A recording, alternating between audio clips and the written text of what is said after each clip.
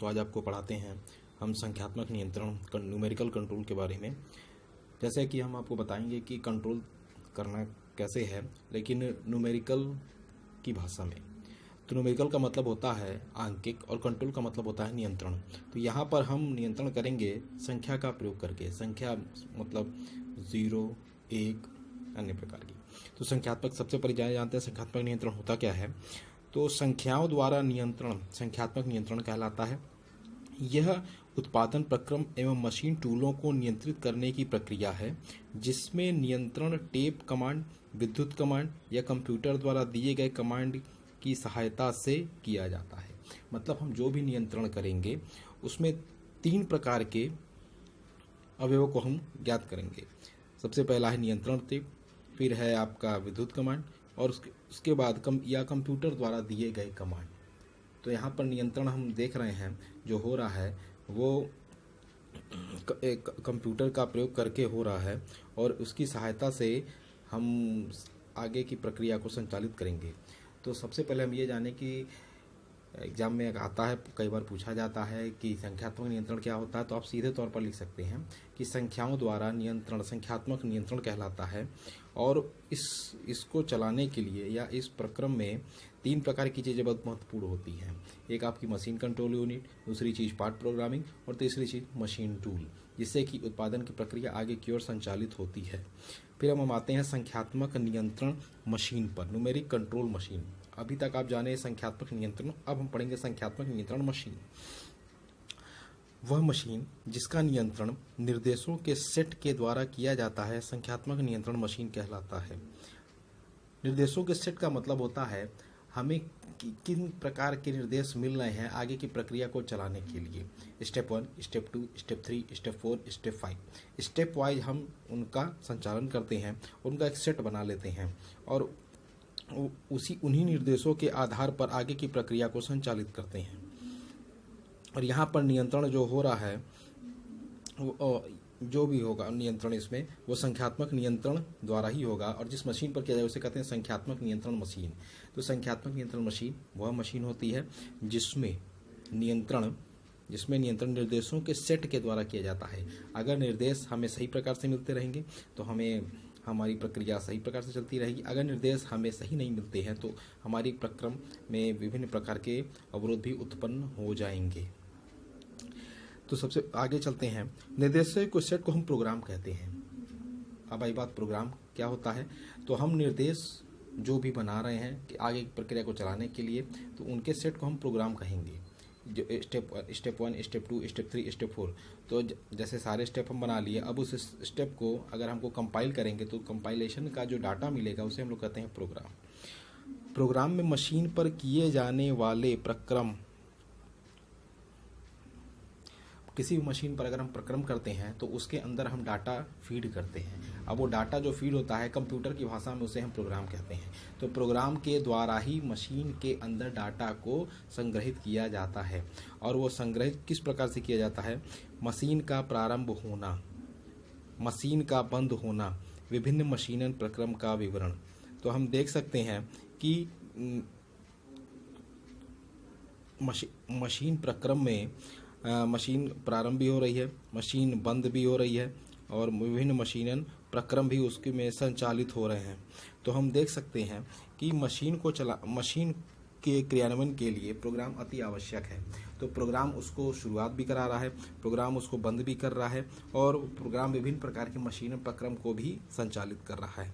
तो हम ये कह सकते हैं कि निर्देशों के सेट के द्वारा ही प्रोग्रामिंग बनती है और प्रोग्राम के द्वारा ही संख्यात्मक नियंत्रण के कार्यविधि को क्रियान्वित किया जाता है।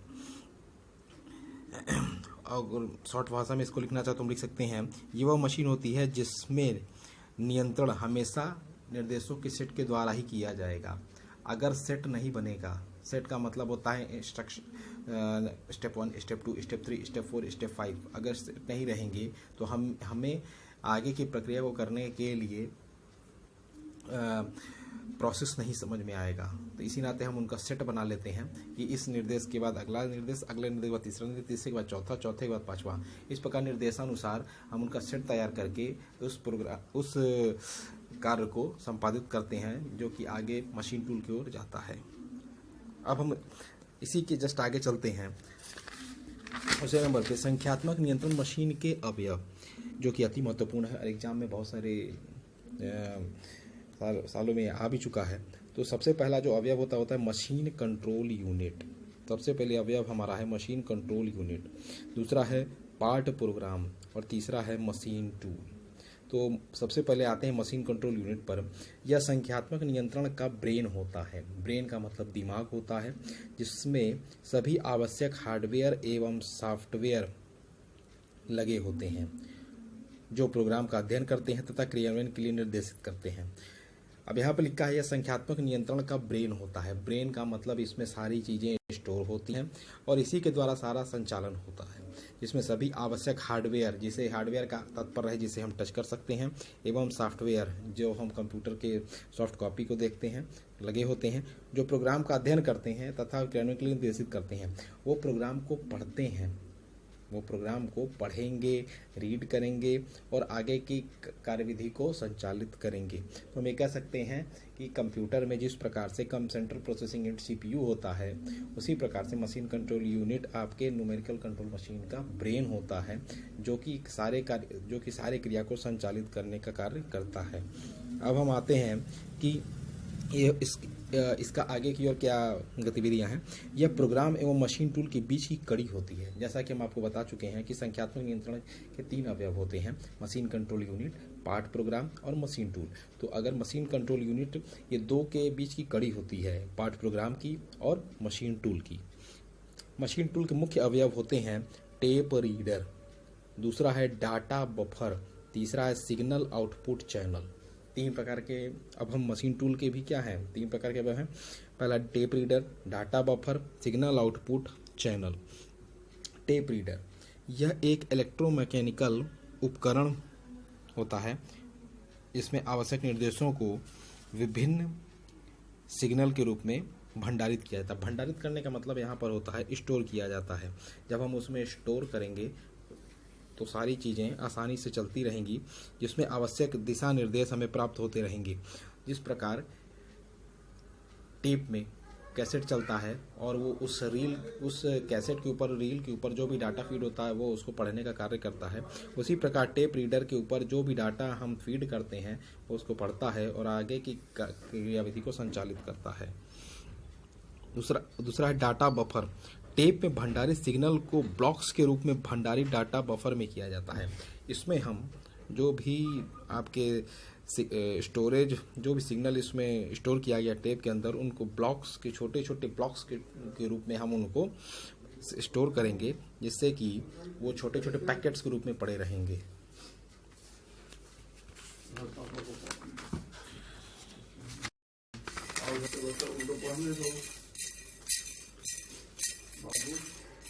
Signal output channel.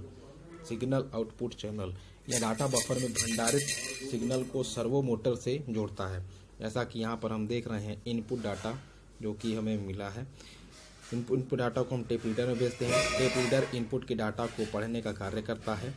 Tape reader उसको रीड करेगा, उसके ऊपर के सारे डाटा को पढ़ेगा और आगे की क्रिया को संचालित करेगा। टेप रीडर में फिर आगे मेमोरी स्टोरेज, यहाँ पर एक स्टोरेज रखाया गया है जो मेमोरी में फीड होता है, तो यहाँ पर ये सारी चीज़ों को स्टोर करेगा। उसके बाद फिर कंप्रेसर, जो भी डाटा हमारे मेमोरी स्टोरेज से आया अब उसको हम कंप्रेस करते हैं। अगर बहुत बड़ा ज़्यादा डाटा तो उसको कंप्रेस करके छोटे फॉर्म में रखते हैं। अब उस कंप्रेसर में रखने के बाद फिर उसको हम सर्वो मोटर में डालते हैं, जिससे कि वो आगे की प्रक्रिया की ओर संचालित होने में आ जाता है। यहाँ पर हम देख सकते हैं कि इनपुट डाटा, जो कि हम इसको कहते हैं इनपुट के रूप में दे रहे हैं, इसको निर्गत डाटा, इनपुट डाटा आपके टेप रीडर में गया, टेप रीडर उसको रीड करेगा, टेप के अंदर वो फीड रहेगा। अब उसको फिर वो स्टोर हो जाएगा वो डाटा, फिर उसमें टेप रीडर से फिर मेमोरी स्टोरेज में गया, स्टोर हो गया। उसको फिर सारे डाटा को कंप्रेस किया गया, उसको एक जगह संग्रहित करके हम उसको अपने आवश्यकता अनुसार संग्रहित करेंगे और उसको फिर सर्वो मोटर में भेजेंगे, जिससे कि आगे क्रिया संचालित होगी। यह है मशीन कंट्रोल यूनिट के सारे कंपोनेंट्स और क्रियान्वयन। फिर मशीन कंट्रोल यूनिट के प्रकार हम इसमें आते हैं। तो सबसे पहला है व्यवस्थापक कंट्रोल, घुमाऊ मशीन कंट्रोल यूनिट और अकेला स्टैंड मशीन कंट्रोल यूनिट। तो मशीन कंट्रोल यूनिट हम 3 प्रकार से हैं। व्यवस्थापक कंट्रोल मतलब कि एक जगह पर इसको हम एक जगह व्यवस्था करके इसको हम फिक्स कर सकते हैं, तो वहाँ पे वो पड़ा रहेगा और सारी क्रिया करेगा। दूसरा है घुमाऊ मशीन कंट्रोल यूनिट, वो घूमता रहेगा 360 डिग्री पर घूम के वो सारी संचालित क्रिया करेगा। अकेला स्टैंड मशीन कंट्रोल, अकेला एक सिंगल स्टैंड के ऊपर हम रख के उसको सारी क्रिया को संचालित कर सकते हैं। फिर है पार्ट प्रोग्राम। अब हम आते हैं पार्ट प्रोग्राम किसे कहते हैं। यह निर्देशों का सेट होता है जो विभिन्न प्राचालक आंकड़ों को क्रमबद्ध व्यवस्थित करता है। प्राचालक आंकड़े मतलब कि हमारे पास जो भी स्टोर्ड डाटा है, जो भी आंकड़े हैं, उनको आगे की ओर पढ़ के आगे की ओर संचालित करता है। तो पार्ट प्रोग्राम मीन्स कंप्यूटर की भाषा में हम जो भी चीज़ें पढ़ते हैं उसे प्रोग्राम के रूप में संकलित करते हैं। प्रोग्राम नहीं रहेगा तो कंप्यूटर उसको पढ़ नहीं पाएगा और आगे की ओर क्रियान्वित नहीं कर पाएगा, जो कि मशीन टूल में हमें भेजनी रहती है। तो हम ये कह सकते हैं कि ये निर्देशों का सेट होता है जो विभिन्न प्राचालक आंकड़ों को क्रमबद्ध व्यवस्थित करता है। इसके द्वारा निम्न कार्य होते हैं। ये कटाई टूल पथ को भी निर्धारित करता है, स्पिंडल स्पीड को भी निर्धारित करता है, भरदड़ को भी करता है, टूल बदलाव को भी रखता है। हम आगे की ओर चलते हैं। फिर कूलेंट ऑन ऑफ जो कि हम जानते हैं। फिर अन्य प्रकार की भी चीज़ें उसमें संग्रहित होती हैं। मशीन टूल यह उत्पाद का मुख्य अंग होता है। यह वास्तविक मशीन क्रिया करता है। मशीन टूल के रूप में लेथ मशीन, ड्रिल मशीन या मिलिंग मशीन का प्रयोग किया जाता है। तो मशीन टूल वही डाटा प्राप्त करता है जो उसे प्राप्त होता है पार्ट प्रोग्राम से। पार्ट प्रोग्राम को डाटा वही प्राप्त होता है जो मशीन कंट्रोल यूनिट से उसे भेजा जाता है। तो हम ये कह सकते हैं कि ये चेन के रूप में चलते हैं। मशीन कंट्रोल यूनिट से डाटा गया पार्ट प्रोग्राम में, पार्ट प्रोग्राम से डाटा गया आपका मशीन टूल में। तो ये तीनों चेन हैं। और ये लेथ मशीन, ड्रिल मशीन और मिलिंग मशीन में भी प्रयोग में लाई जाती है। यहाँ पर हम देख सकते हैं पार्ट प्रोग्राम रखा गया है। भरण मतलब यहाँ पे फीड दी गई है। मशीन कंट्रोल यूनिट उस पे मशीन कंट्रोल पे चला गया। मशीन कंट्रोल से उसको प्रोसेस करके मशीन टूल में भेजा गया। तो मशीन टूल को जो भी हम डाटा देंगे तो कंप्यूटर की भाषा में प्रोग्रामिंग के रूप में उसको जो भी चीज़ मिलेगा वो उसी के ऊपर क्रियान्वित करेगा और आगे के उत्पाद को बनाने में महत्वपूर्ण अपना योगदान देगा। यहाँ पर हम देख सकते हैं एक फ्लो चार्ट है, डायग्राम दिखाया गया है। यहाँ पर हम देख सकते हैं एक कंट्रोल पैनल है। कंट्रोल पैनल जो कि विद्युत सप्लाई द्वारा लगा होता है। कंट्रोल पैनल से डाटा हमको मिलता है, data decoding and control area या बफर। और उससे पहले आप देख रहे होंगे यहाँ पे एक टेप रीडर लगा है। तो कंट्रोल पैनल जो कि इलेक्ट्रिक सप्लाई द्वारा चल रहा है और यहाँ पर ये बफर में आया और यहाँ पर टेप रीडर सारे डाटा को क्या करता है, जो डाटा स्टोर रहता है उसको पढ़ने का कार्य करता है। जो भी डाटा फीड रहेगा, जो भी डाटा उसके ऊपर फीड किया गया है प्रोग्राम्स के रूप में, उसको पढ़ने के लिए वो उसको रीड करेगा, फिर वो बफर में भेजेगा। बफर आप जान रहे हैं कि छोटे पैकेट्स के रूप में रखते हैं हम डाटा को। फिर उसके बाद ऑक्सिलरी फंक्शन जो कि आगे की प्रक्रिया को संचालित करना रहता है। फिर वो डाटा मशीन टूल पे जाता है जिससे कि उत्पाद बनने में हमें कोई दिक्कत ना हो। डाटा बफर से फिर वो फीड रेट कंट्रोल एरिया पे गया। कंट्रोल एरिया से फिर उसके आप देख रहे हैं बफर से इंटरपोलेटर में से उसको एक मार्ग मिला जिससे कि वो आगे क्रिया संचालित कर रहा है। सर्वो एरिया फीडबैक में सर्वो मोटर जिससे कि वो आगे की ओर अपनी क्रिया को करता रहेगा। फिर वो चला गया मशीन टूल पर। यह है असेंबली लाइन का एक फ्लो डायग्राम जिसकी हम देख रहे हैं। फिर उसके बाद है लाभ एवं सीमाएं। लाभ क्या है, क्या what is the advantages of NC system. सबसे पहला एडवांटेज है उत्पादन लीड समय कम होता है। दूसरा है मानवीय त्रुटियों में कमी। मानवीय त्रुटियों में कमी का मतलब होता है कि भाई मशीन का हम प्रयोग कर रहे हैं जो कि वो टोटली प्रोग्राम बेसिस वर्क कर रही है और इसमें मानवीय त्रुटियाँ कम इस लाते हैं क्योंकि इसमें हर चीज़ प्रोग्राम बेसिस पर कार्य करेगी। अगर प्रोग्राम बंद हो जाएगा, प्रोग्राम रुक गया या प्रोग्राम नहीं है तो मशीन अपने आप रुक जाएगी और उसी के अनुसार वो कार्य करेगी। फिर है अधिकतम यथार्थता, हाईएस्ट एक्यूरेसी, उत्पादन नम्यता, मीन्स प्रोडक्शन फ्लेक्सिबिलिटी, उसमें परिवर्तन आसानी से किया जा सकता है अपने आवश्यकता अनुसार। प्रोग्राम में परिवर्तन करेंगे तो पूरे डाटा में भी परिवर्तन हो जाता है। स्क्रैप में कमी, स्क्रैप मीन्स वेस्टेज मटेरियल में कमी हो जाती है।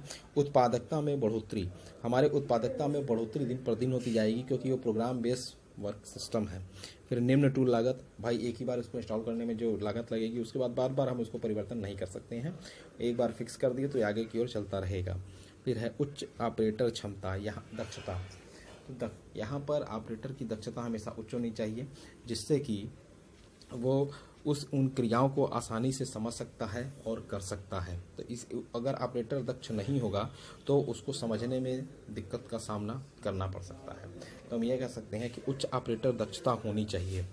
ये सब इसके लाभ हैं। लाभ में सबसे पहले आते हैं, हम मानवीय त्रुटि में कमी को समझाना चाहते हैं। मानवीय त्रुटि कमी में ये पूरे वर्क जो है ये 3 प्रकार के विधियों पर कार्य कर रहा है, जैसा कि मशीन कंट्रोल यूनिट, फिर आपका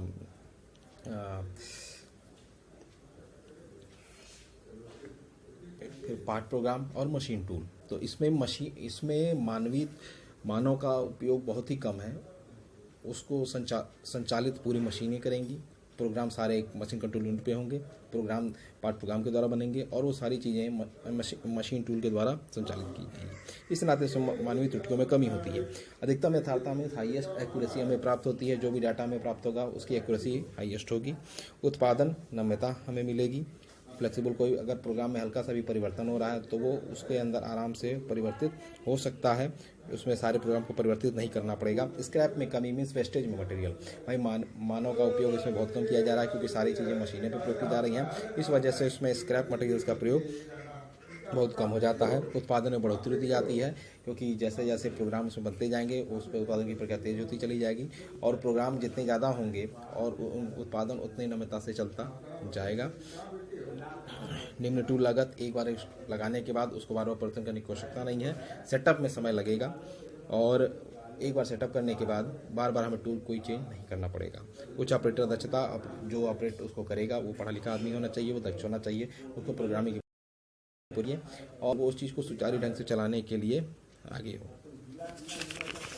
अब हम देखते हैं उनकी सीमाएं।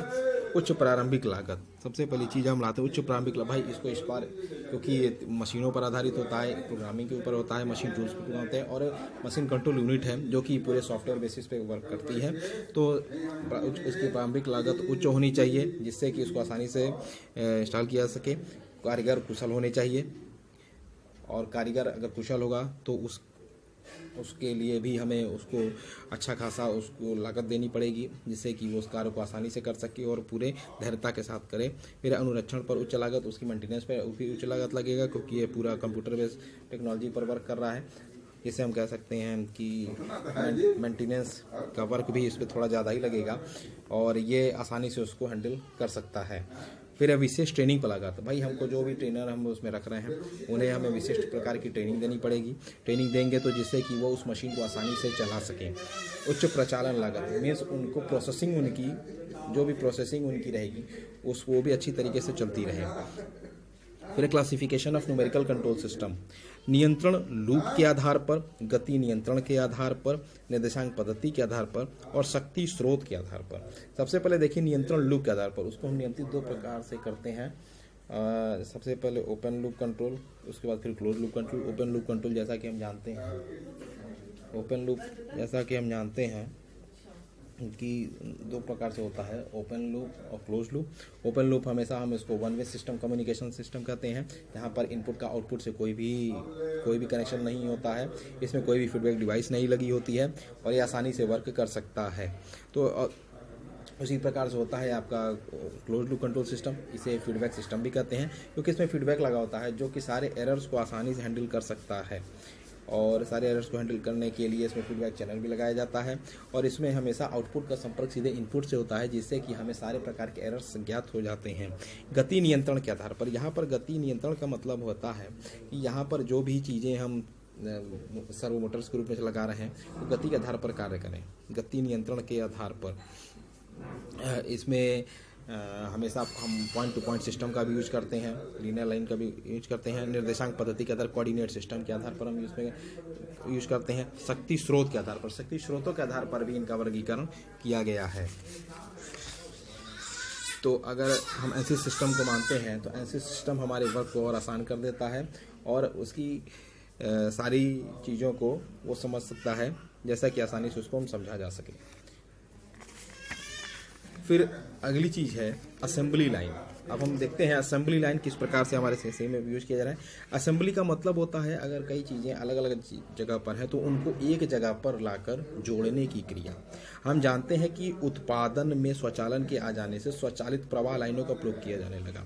प्रवाह लाइनों में से कहते हैं फ्लो लाइन। स्वचालित means automated flow lines means flow, एक स्थान से अगर वो हैं तो उनको दूसरे स्थान तक जाना है तो एक स्थान से दूसरा चलने में उनको कहेंगे हम लोग प्रवाह। और लाइनों का मीन्स पहले स्थान से दूसरे स्थान तक पहुंची तो एक लाइन, दो लाइन, तीन लाइन, इस प्रकार से इन लाइनों की एक संख्या बन जाएगी जिसे हम लोग कहते हैं प्रवाह लाइन। उत्पादन प्रक्रम में कौन कौन से प्रक्रम है, किस प्रकार की मशीनों का प्रयोग किया जा रहा है, मशीनों की चाल एवं भरण, मशीनों में प्रक्रम के दौरान किन किन प्रकार के कंपन उत्पन्न हो रहे हैं, इन सभी चीज़ों को हम असेंबली लाइन के प्रयोग के द्वारा संचालित कर सकते हैं। स्वचालन में प्रयुक्त किसी भी कार्य स्टेशन में खराबी पूरे उत्पादन को रोक देती है। इस कमी को दूर करने के लिए हम सुरक्षा भंडारण का प्रयोग करते हैं। देखिए, एक जगह पर जहाँ पर हम हर चीज़ों को नहीं रख सकते उनको हम अलग अलग चीज़ों जगह पर रखते हैं और एक जगह पर लाके उनको हम असेंबल कर लेते हैं। जैसे अगर हम टू व्हीलर की बात करें तो उसमें हर पार्ट्स को हम अलग अलग जगह पर बनाते हैं और एक जगह पर लाके सारे पार्ट्स को हम एक जगह असेंबल कर देते हैं, जिससे कि उसकी कार्यविधि में कोई कार्यविधि आसानी से हो जाती है और उनको ऑपरेट करना भी आसान हो जाता है। तो स्वचालित प्रवाह रेखा की दक्षता एवं कुशलता का मापन निम्न पद पे किया जाता है। औसत उत्पादन दर, फ्लो लाइन्स की लागत, फ्लो लाइन की दक्षता एवं उपयोगिता। फ्लो लाइन जितनी आसानी चलेगी उसका वर्क उतना ही आसान होगा। उत्पादन दर means production rate. Production rate हमारा डिपेंड करता है जितने प्रकार के इनपुट हैं और किस प्रकार से उसका आउटपुट निकल के आ रहा है। जितना इनपुट हम लगा रहे हैं आउटपुट हमेशा आना चाहिए, इसे हम लोग कहते हैं production rate. Optimum means minimum price but maximum profit, इसे कहते हैं हम लोग उत्पादन दर। फ्लो लाइन की लागत, फ्लो लाइन जिस प्रकार से किसी चीज़ को बनाते हैं तो उसकी लाइंस में हम डिवाइड कर देते हैं। फ्लो लाइंस की लागत जितनी ज़्यादा फ्लो लाइंस होंगी उसकी वर्किंग उतनी आसान हो जाएगी। फ्लो लाइन की दक्षता, फ्लो लाइन में हम एक्यूरेसी को आराम से चेक कर सकते हैं और उनकी उपयोगिता उनके वर्किंग सिस्टम पर डिपेंड करेगी कि किस प्रकार से उसको हम यूज कर और कितने प्रकार से एफिशिएंट हैं ये नहीं है। तो स्वचालित प्रवाह हम जान सकते हैं कि उत्पादन में स्वचालन आ जाने से स्वचालित प्रवाह लाइनों का प्रयोग किया जाने लगा और किस वजह से इसको हम लाए हैं वो भी जान लेते हैं कि उत्पादन प्रक्रम में कौन कौन से प्रक्रम हैं, किस प्रकार से उन्हें ये मशीनों के लिए प्रयोग किया जा रहा है, मशीनों के चाल एवं भरण दर क्या है, प्रक्रम मशीन में प्रक्रम के दौरान किन किन प्रकार के कंपन उत्पन्न, उन कंपनों को दूर करने के लिए हम प्रवाह लाइनों का प्रयोग करते हैं, जिससे कि कहीं एक जगह पर त्रुटि होने पर हम उसके अंदर होने वाले त्रुटियों को ज्ञात कर सकते हैं। अब आगे की ओर हम चलते हैं, इसे कहते हैं आंशिक स्वचालन। स्वचालित एवं हस्तचालित प्रवाह लाइन के सम्मिलित रूप को आंशिक स्वचालन कहते हैं। आंशिक का मतलब होता है हाफ या पार्शियल। पार्शियल का मतलब यहाँ पर स्वचालित मीन्स ऑटोमेटेड, हस्तचालित मीन्स हैंड ऑपरेटेड। जब दोनों को हम मिश्रित कर देते हैं तो हम उसे कहते हैं आंशिक स्वचालन, means hand operated by manually and half operated by machine and this is known as partial automation. तो स्वचालित एवं हस्तचालित प्रवाह लाइन के सम्मिलित रूप को आंशिक स्वचालन कहते हैं। जिस कारण से इनको रखा गया वो भी कारण समझ लें।